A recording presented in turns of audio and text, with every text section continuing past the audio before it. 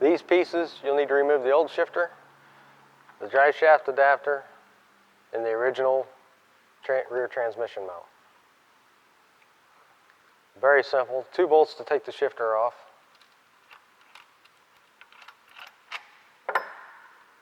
Take the upper mount and then the selector bolt off.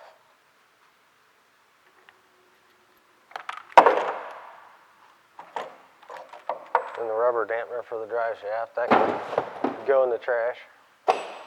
You'll need to keep the shifter because you'll need some components out of it. And there's 3 bolts holding the transmission mount.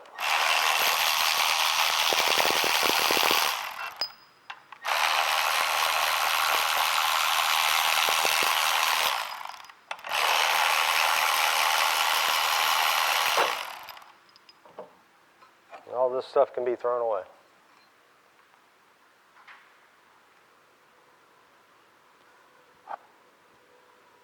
Alright, after you get everything disassembled from the transmission, grab the shifter base and the sleeve actuator. Now there's a bearing pressed into the shifter base, so that needs some lubricant. We supplied white petroleum with your kit, so we apply a generous portion of lubricant on the dowel pin and to the outer portion of the sleeve.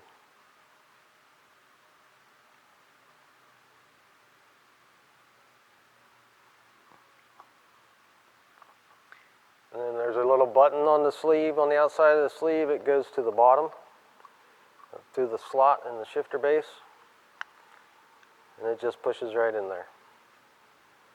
The conversion we're doing right now is for the Type 65 or the Daytona Coupe, whichever. You'll get a bag of fasteners. It'll be marked which kit you have. And in the bag of fasteners, you get the actuator cup and a shoulder bolt. So once you have the sleeve installed, it's ready to go onto the transmission with the factory supplied mounting bolt.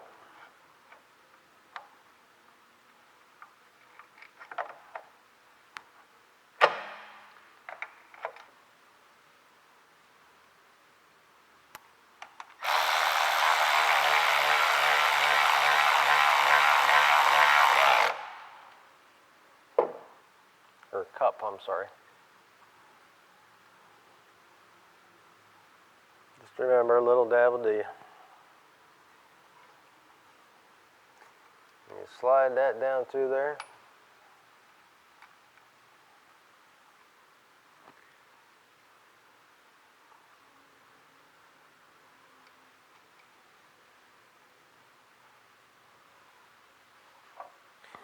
Okay, from there, I'll add some more grease into the cup.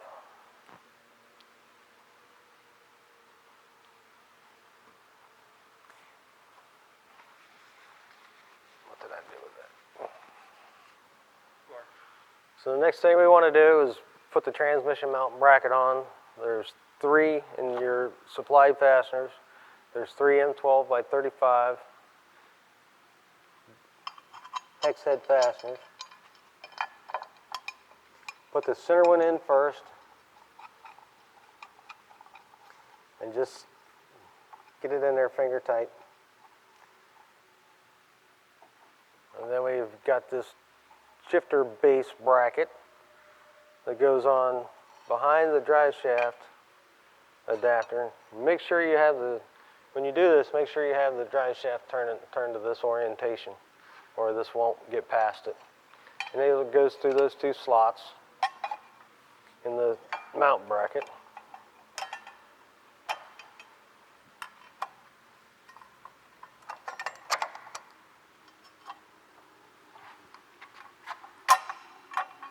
It snaps on there. By 12, I believe.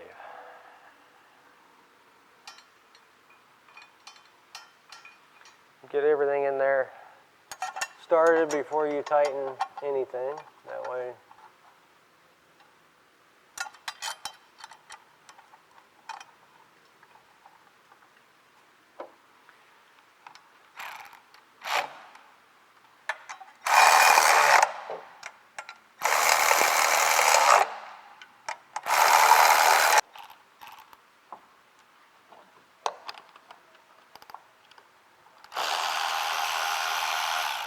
4 bolts on the bottom that need removed.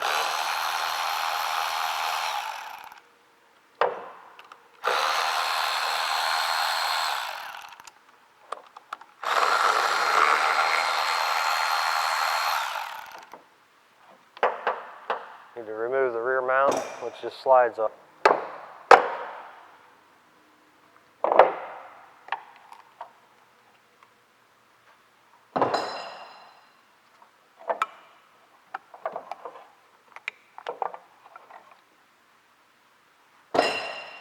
That stuff you'll need. Boot. There's a band across the bottom. Just lift that up. Get that out of there.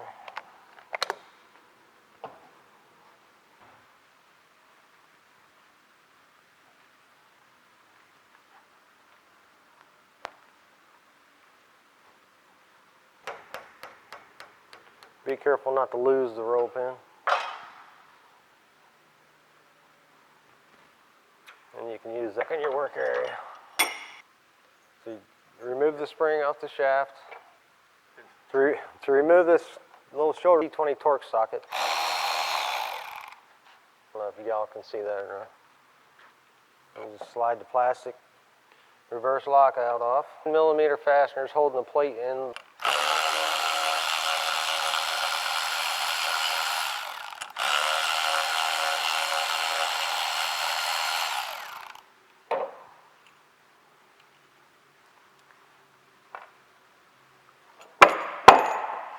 Should just pop. There it goes. Pops right out of there. Trash. Trash. This little black piece of plastic, you don't need that. That pops off. Now everything else you'll need.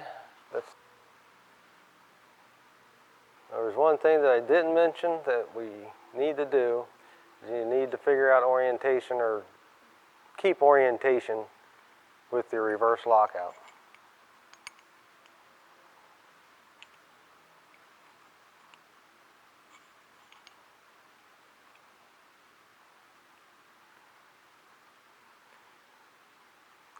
There's a small tapped hole right there that's for the little shoulder bolt.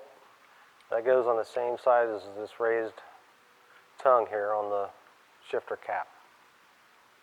So push that up in there a bit, and it'll be just fine. We'll put our reverse lockout sleeve back on. Put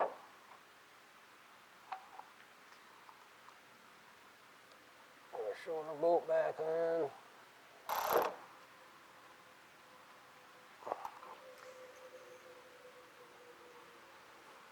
And I'll use the punch.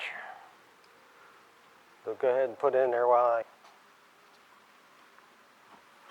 go with that. I know a lot of you watching this video is going to say, man, he's using a sledgehammer to drive a tech.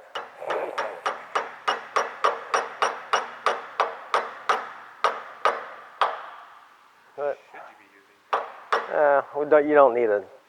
Yeah. So then you can assemble this, and we'll go ahead and do it just for demonstrations. It goes on.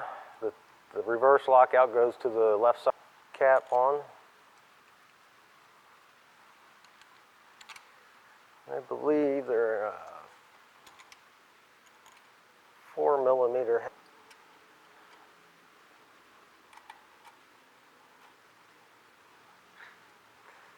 Fine. Yeah. Everything seems to work well.